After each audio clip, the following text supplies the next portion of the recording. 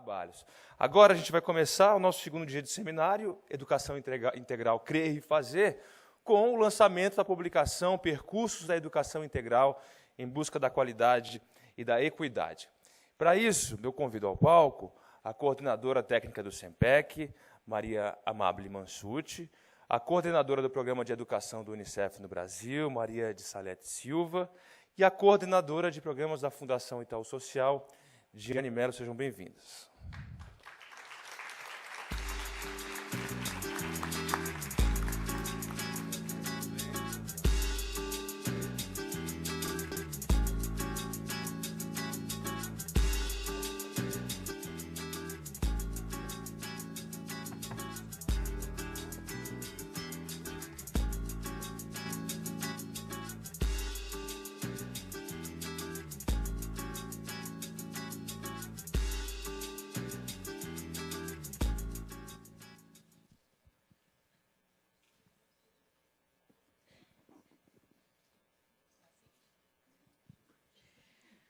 Bom dia a todos e todas, mais uma vez.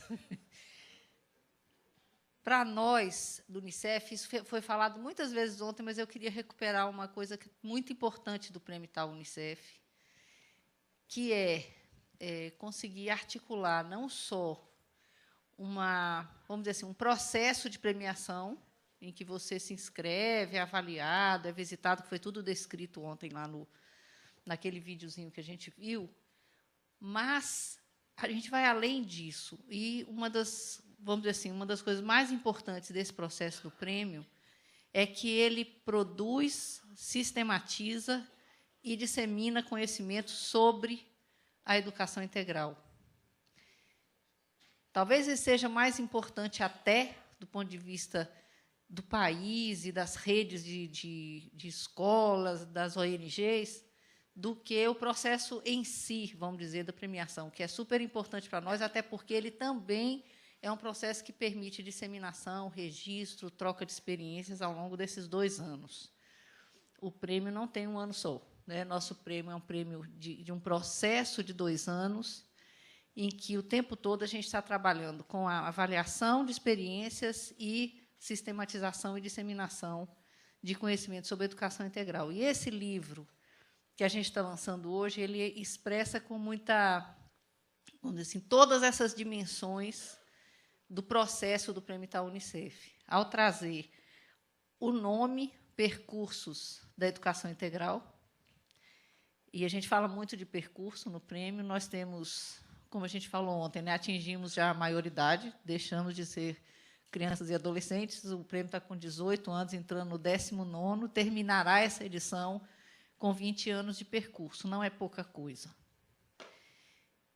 E quando a gente fala de percurso, e isso vocês vão ver no livro como isso está tão claro, é um percurso em que a gente foi agregando, a partir de vocês, a partir dos 12 mil projetos, não foi que o Matias falou ontem? 12 mil projetos que já passaram por essa estrada conosco, a gente agregar e ir construindo um conceito de educação integral tão complexo e tão bonito como que a gente vem falando desde ontem, que extrapolou a linha de simplesmente aumentar o tempo na escola, extrapolou o conceito de ação complementar desarticulada para passar a ser uma ação articulada com a escola, extrapolou o conceito de contraturno escolar, não gosto dessa palavra, mas se fala muito, né, do contraturno escolar, para transformar num turno a favor, certo, do processo da escola.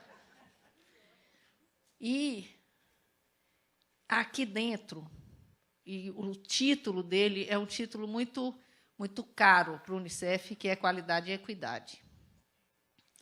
Não há como fazer nenhuma política pública, nem pensar em educação integral no Brasil, se a gente não olhar para essas 2 dimensões. Da equidade, porque nós reconhecemos as desigualdades no país, e, para superar a desigualdade, o primeiro passo é você reconhecer que ela existe.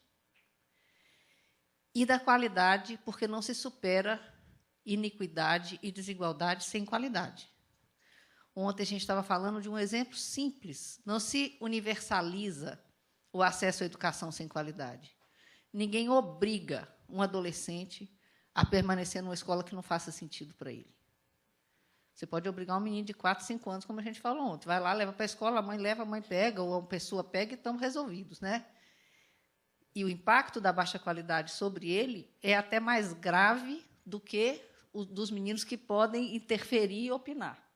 Mas, se não houver qualidade, nós não vamos conseguir nem redução de desigualdade, nem universalização de direitos.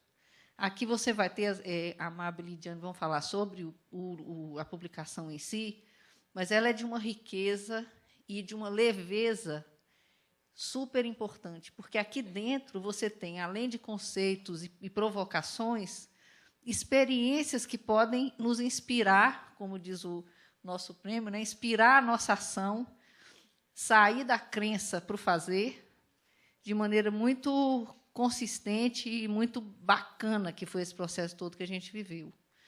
Nós estamos, nesses 5 anos de nosso programa do Unicef no Brasil, a equidade ela é eixo, a busca da equidade nas políticas públicas é eixo, e ter um conceito de educação integral que se apoia nessas duas colunas da equidade e da qualidade, para nós é muito bom ter essa publicação assim junto de nós, sabe? Eu acho que nós vamos, certamente, no Unicef, a gente vai usar muito no semiárido, na Amazônia.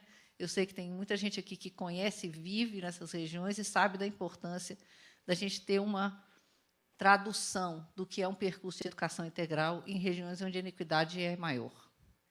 Então, acho que eu só quero dizer que a gente está super feliz de estar lançando, pelo significado que tem, pelo percurso que registra e pelo que ele abre de caminho para a gente de construção de uma educação integral cada vez mais voltada para a equidade, para a qualidade e para a garantia dos direitos de cada uma das crianças e adolescentes desse país.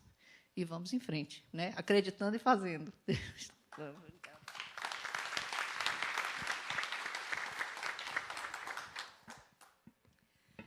Bom dia a todos e todas. É uma satisfação estar aqui com o nosso parceiro, a Fundação Itaú Social, no lançamento de mais uma publicação. Então, eu vou falar um pouco das publicações anteriores do percurso aí de 18 anos de reflexão sobre a questão da educação integral, que foi motivado pelo prêmio Itaú Social. E a Diane vai falar depois um pouco mais detalhadamente da publicação do percurso. Então, nesses 18 anos de vida do prêmio, o CEMPEC construiu uma experiência e um conhecimento calcado na vivência real, né? Então, o primeiro ponto, que é de onde surge, a primeira afirmativa que nós fizemos, foi no sentido de reconhecer o caráter educativo do trabalho desenvolvido pelas organizações não governamentais. É daí que vem o prêmio.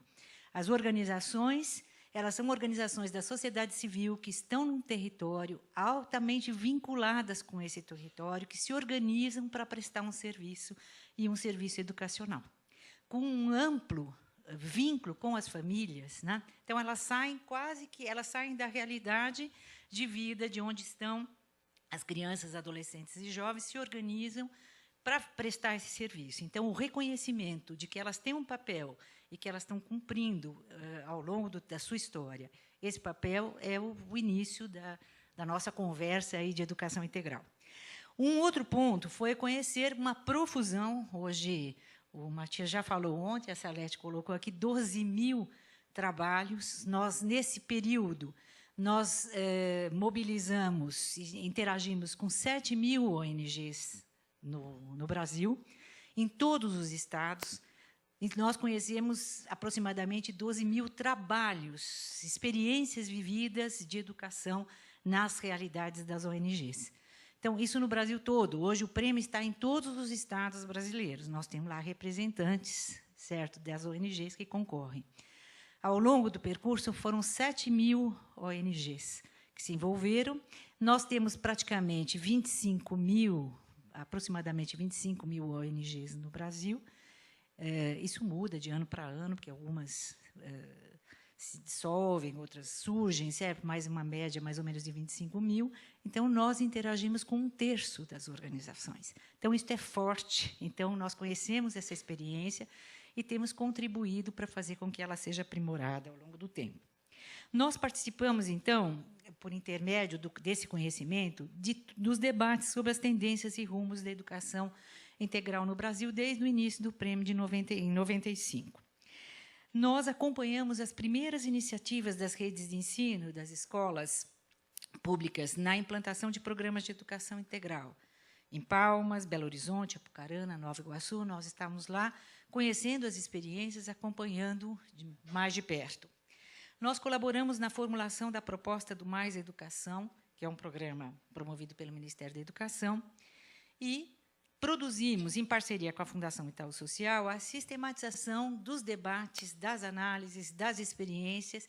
Construímos aí um conjunto de publicações que é bastante amplo, certo? Tratando dessas experiências, apresentando essas tendências, mostrando como é que isso estava sendo concretizado na prática das ações e das políticas que alguns municípios implantaram ao longo desse tempo. Então, as nossas publicações começam lá em 97, com a série Educação e Participação. Depois, nós temos Guia de Ações Complementares à Escola para Crianças e Adolescentes, que é de 98. Ações Conjuntas da Escola e Comunidade, 98. Diálogos e Ação, 2002. Muitos Lugares para Aprender, 2002. Construindo Parâmetros de Ações Socioeducativas, 2005. Tecendo Redes, Parcerias que Fazem História, 2006. Uma nova publicação do Tecendo Redes, ainda em 2006. Parâmetros das Ações Socioeducativas, em 2007, que já é o prenúncio de um currículo, do que possa vir a ser um currículo de educação integral. Comunidade Integrada, 2008, um colóquio de educação integral em 2010, Tendências para a Educação Educação Integral em 2011. Foi a nossa última publicação. Então, acompanhando, e vocês viram que é significativa a produção, e acompanhando essas experiências, quer dizer, lendo todas estas publicações, a gente pode ter um fio do que foi essa construção de uma concepção de educação integral, e em que ponto a gente chega hoje com esta publicação que está sendo feita agora, e quais são as construções, quais os conhecimentos construídos e as experiências vividas.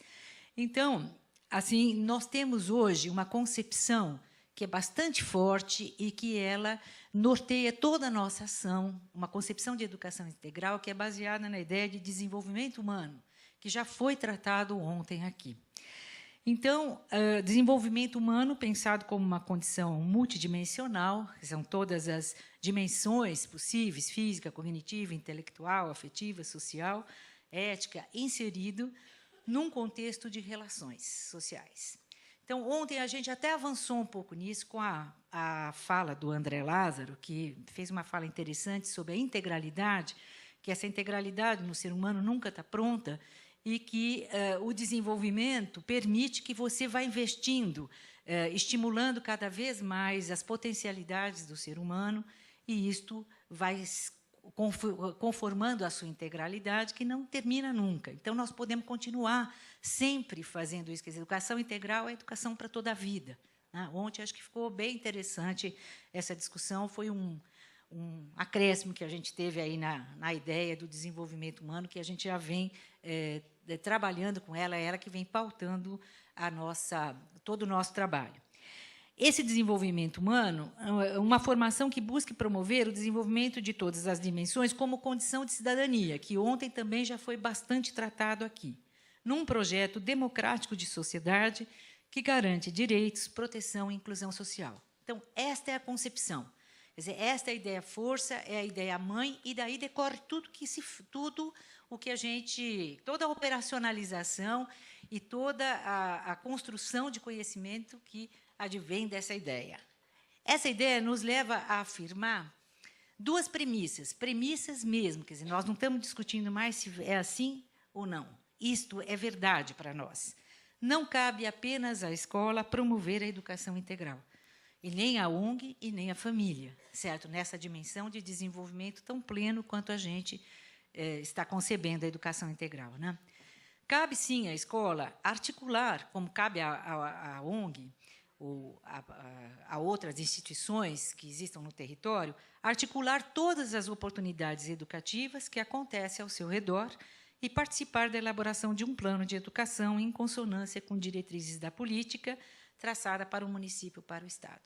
Então, nós reconhecemos a incompletude das instituições todas. A educação é extremamente importante para desenvolver a educação integral, mas ela não vai fazer isso sozinha, né? Então, isso é uma premissa para nós hoje. Já não está mais em discussão, como a Salete bem lembrou, questões de contraturno, turno, de quem é a responsabilidade, quem está fazendo melhor. Essa era uma discussão que, quando vocês forem lá nas publicações de 2006, elas estão tratadas lá. Em 2006, nós estávamos ainda discutindo isso. E houve esse avanço, e hoje isso é uma certeza para nós. A outra certeza é que a ampliação do tempo de escola, tanto na escola quanto em outros espaços educativos, ela precisa garantir impacto positivo na aprendizagem. Todo mundo é responsável, quer dizer, as instituições de uma localidade são responsáveis pela educação integral, elas têm que garantir aprendizagem. E elas têm que se articular para isso. É isto. Então, estas são as certezas. É isso que nos pauta em todo o trabalho que a gente vem fazendo. Dessas certezas decorrem algumas considerações para as políticas de educação integral, que a gente já tratou disso bastante ontem, e tem tratado aí ao longo das nossas discussões, que são algumas considerações. Foco nas potencialidades e demandas educativas dos territórios. Quer dizer, as políticas têm que se pautar por isso, né? Articulação e ação multissetorial. Isto, e esforço pela intersetorialidade das políticas públicas no âmbito dos estados e municípios. Isto é o seguinte, quer dizer, é um movimento que vem das bases, que vai para a política, e da política ele chega às bases. A articulação e a ação multissetorial, ela acontece por iniciativa das próprias organizações num determinado espaço. Elas se articulam, elas começam a fazer juntas. E elas podem direcionar, elas podem fazer um esforço de direcionar uma política multissetorial e de articulação das secretarias. Isso também pode vir por cima, e é muito interessante que venha quando o Estado se organiza para fazer um planejamento, um programa de educação integral e chega até a realidade. Então, nós temos os dois movimentos de articulação e de multissetorialidade na região onde a ação está acontecendo, e isso vinculado, articulado com uma política intersetorial. É muito importante a busca de parcerias com a sociedade civil, porque nós sabemos bem que qualquer política, muitas vezes, ela é mais uma política de governo do que uma política de Estado. Então, a sociedade civil mobilizada no conhecimento, na formulação conjunta de um planejamento de educação integral, ela é uma possibilidade de garantia e de apropriação dessa política e a continuidade dela. Então, é preciso ter parcerias fortes, certo, para levar um plano à frente. A constituição de rede de educadores. Eu acho que o prêmio dá um exemplo muito interessante de como foi possível. Quer dizer, hoje nós já temos uma rede articulada em torno do prêmio Itaú Unicef, uma rede no Brasil inteiro de educadores sociais, de educadores que estão dentro das escolas, de colaboradores do prêmio, de parceiros, dos avaliadores que discutem a educação integral. Isto é uma realidade, quem participa dos encontros regionais pode perceber isso claramente, já a constituição dessa rede. Ainda, para pautar a política, a articulação orgânica entre escolas e ONGs e outras instituições educativas. Nós estamos nesse ponto. O prêmio tem mostrado experiências muito interessantes dessa tal articulação orgânica. As instituições estão conseguindo fazer isso. As escolas e as ONGs têm experiências belíssimas. Por exemplo, elas já fazem planejamentos conjuntos, reuniões de pais em conjuntos. Tem ONGs que participam do conselho da escola, do conselho de avaliação dos alunos, junto com os professores, quando se discute a aprendizagem dos alunos. Eu acho que aqui a gente tem muitos exemplos de experiências interessantes de como isso pode ser feito, e isso efetivamente está sendo feito. Nós estamos nesse momento de aprimorar esta articulação orgânica entre as ONGs e as escolas. Nós temos aí, também estamos, neste momento, muitas experiências estão já pensando a questão da reorganização dos currículos e pensando numa perspectiva de um currículo de educação integral e não currículos separados para turno e contraturno, o currículo das oficinas e o currículo das disciplinas que tradicionalmente fazem parte do currículo do curso regular. Quer dizer, tem várias experiências já pensando na perspectiva do desenvolvimento integral, qual seria o currículo que permitiria você organizar, você direcionar esse desenvolvimento. E temos também, isso temos que pensar, e as políticas estão pensando nisso, as políticas de educação integral, na definição de novas funções na área da educação e inserção de novos profissionais, e como eles se comunicam, como eles trabalham em conjunto. Então, tem o professor comunitário, tem o oficineiro, tem monitores, tem os educadores sociais e tem os professores das escolas. Então, eles todos, como é que eles se juntam, como é que eles planejam, como é que eles trabalham nessa perspectiva da educação integral, quais são as funções que eles devem desenvolver. Nós estamos agregando uma ideia nessa concepção toda que temos, né, que tem pautado todo o nosso trabalho, tanto no Prêmio Itaú Unicef, nós temos mais 2 projetos dentro do SEMPEC na perspectiva da educação integral, que é o Programa Jovens Urbanos e o Programa de Assessoria aos municípios que estão implementando políticas de educação integral.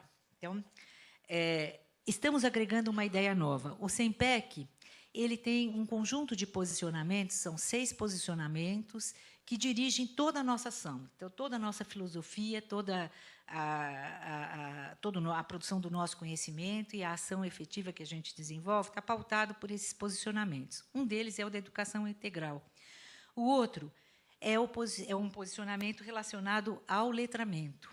Os indicadores de alfabetismo no Brasil mostram a importância de se ampliar o letramento da população brasileira. E nós estamos construindo esta ideia, estamos juntando essas 2 ideias, quer dizer, a ideia do letramento e a ideia da educação integral. Nós achamos que o letramento ele pode potencializar o trabalho da educação integral. Então, essa é uma construção nova que começamos a discutir com os nossos parceiros, nas experiências que nós estamos acompanhando. O letramento é pensado numa perspectiva de prática social que se dá na escola, mas que se dá também em outros espaços sociais, organizada e mediada pela cultura escrita. O letramento também é um direito. Ele potencializa o exercício da cidadania, contribuindo para a formação individual e a autonomia, possibilitando a participação ativa nas mais diversas esferas do mundo social. Então, tem tudo a ver, gente, juntar letramento com educação integral. E é nessa ideia que a gente está apostando. A educação integral ela abre novas possibilidades para o letramento, tanto para o trabalho desenvolvido nas ONGs, quanto nas escolas. E ela permite um fluxo bastante interessante que as experiências têm mostrado muito. Quer dizer, por exemplo, uma atividade esportiva que aconteça lá num determinado clube, num bairro, certo, numa determinada comunidade. Ela pode incentivar os alunos a querer desenvolver um programa de rádio. Um programa de rádio precisa ter um roteiro, certo? Precisa ter, você efetivamente vai ter que ler algumas coisas, você vai ter que escrever e tal. Aí que entra a articulação com a escola. Quer dizer, estas competências de leitura e escrita são desenvolvidas pela escola, mas, na medida que elas estão articuladas a essa experiência vivida fora, que pode ser no esporte, pode ser na produção de uma horta coletiva, pode ser num estudo sobre a água ou a poluição, certo? Eu preciso de conhecimentos da escola e esses conhecimentos podem estar afinados num projeto comum.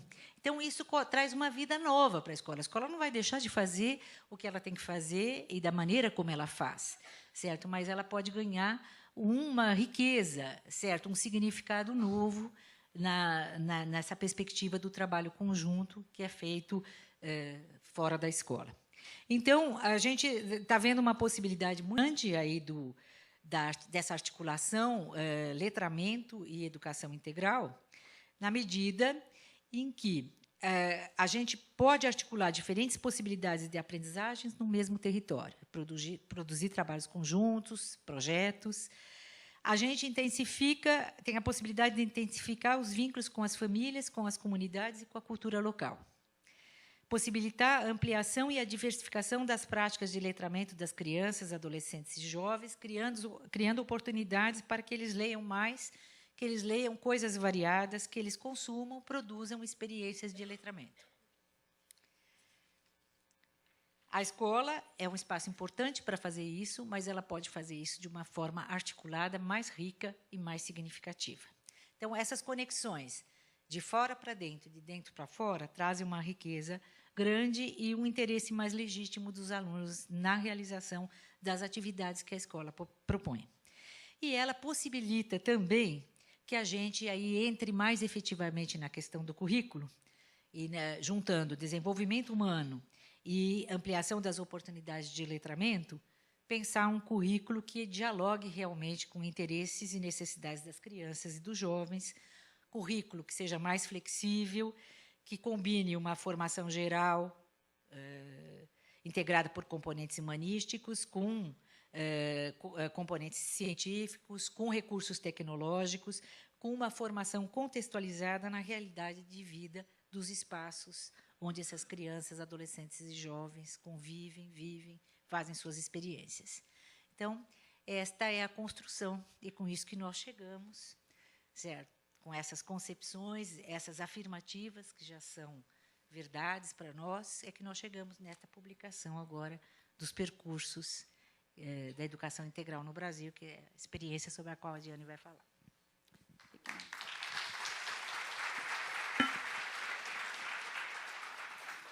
Bom dia.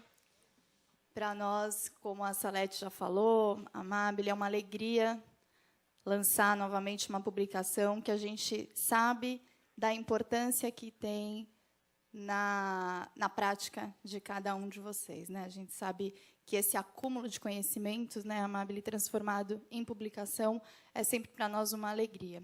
E a Amabile trouxe também um pouco o histórico que a gente teve aí de publicações ao longo desta parceria de quase 20 anos. São 7 publicações, se eu não me engano, essa é a 8ª publicação, que todas elas sempre estiveram em consonância com uma realidade da educação pública brasileira. E com essa aqui não é diferente, né? A gente está falando de uma educação integral que está retratada aqui, que não é mais concebida como uma tendência, mas sim uma realidade muito rica e diversificada, né? Quando a gente percebe municípios pequenos ou grandes cidades implantando programas de educação integral, a gente percebe que não há um único modelo a ser seguido, né? Uma única forma de atuação.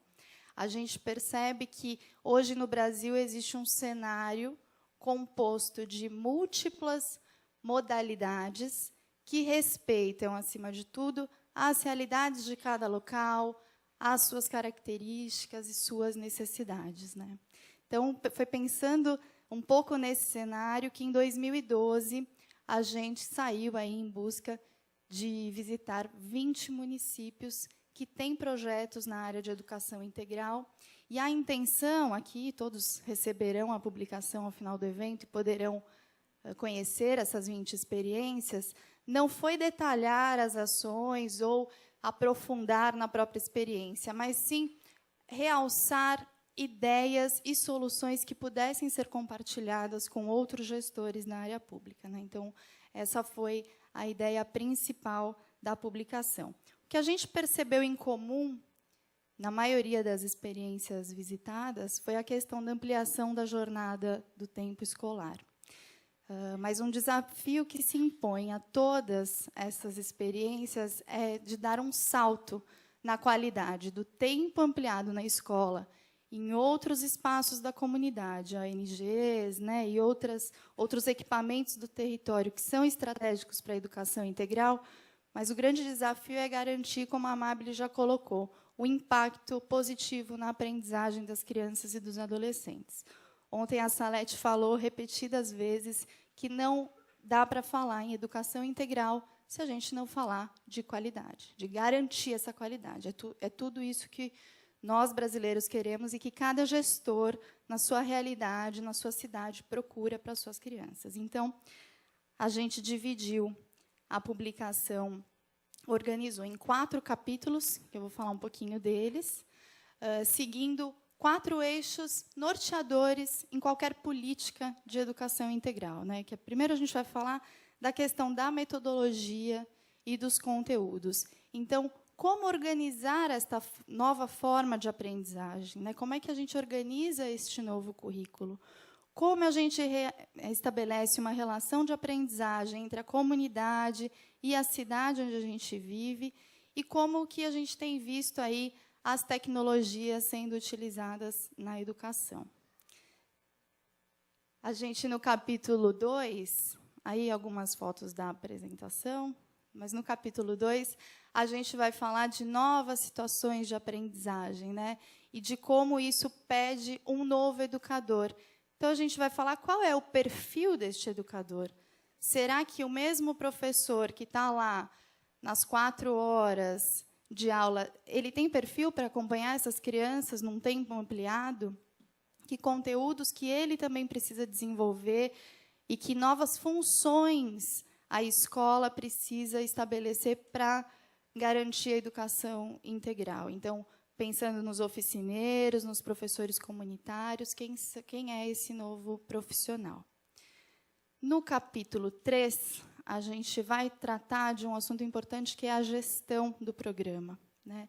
Então, a gente falou tanto aqui de intersetorialidade, o Prêmio Itaú Unicef traz muito essa discussão de como é importante se estabelecer parcerias no território, que sozinho, muitas vezes, a gente não consegue fazer mesmo, né? Que a gente tem que reconhecer essa incompletude que a Amabile nos trouxe, incompletude da ONG, incompletude da escola, como é que a gente, articulado no território, a gente potencializa uma educação integral para as crianças.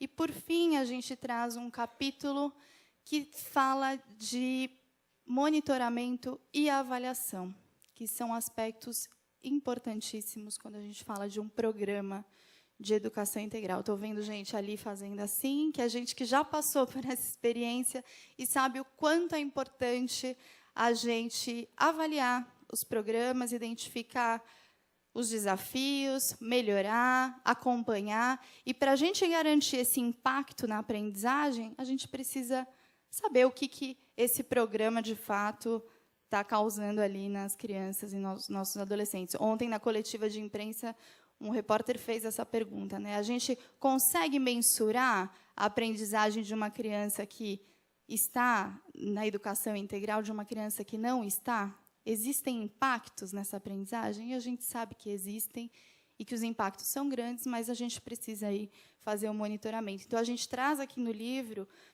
algumas experiências de cidades, municípios que conseguiram estabelecer esse monitoramento. Essa publicação ela se destina a todos aqueles que fazem educação integral no seu dia a dia, né?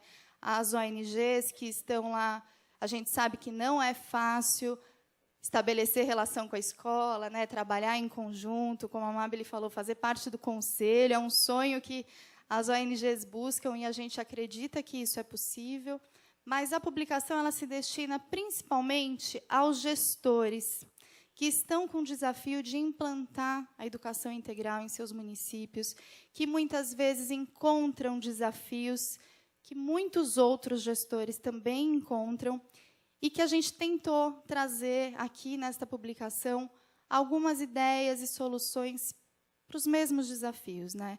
Não são ideias complexas, né? A gente percebe que são ideias inovadoras, criativas, simples muitas vezes, mas que buscam aí a solução para esses desafios. Eu quero fazer um agradecimento especial aos 20 municípios que nos receberam, né, que permitiram ter aqui um pouco da sua experiência retratada. Alguns estão aqui presentes. Para nós é uma alegria compartilhar isso com todos, sabendo que esses 20 municípios eles representam muitos outros municípios brasileiros que estão em busca de uma educação de qualidade para todas as crianças. Então, um agradecimento especial também à equipe que se dedicou aí o ano de 2012 e o restinho de 2013 na confecção desta publicação. Então, a gente espera que ela cumpra o seu papel de iluminar aí o percurso de tantas outras experiências que virão. Muito obrigada.